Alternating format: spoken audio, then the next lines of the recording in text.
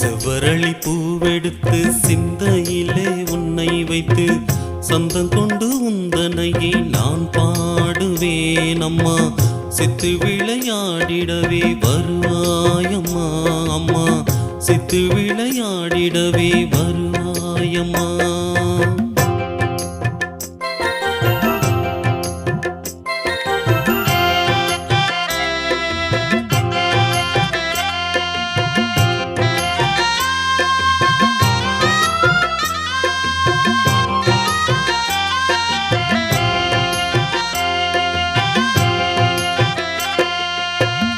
ஆடியில கூழ் படைத்து வரம் கேட்டு நாடினோம், என் குலத்தை காத்திடுவாய் நீதானம்மா.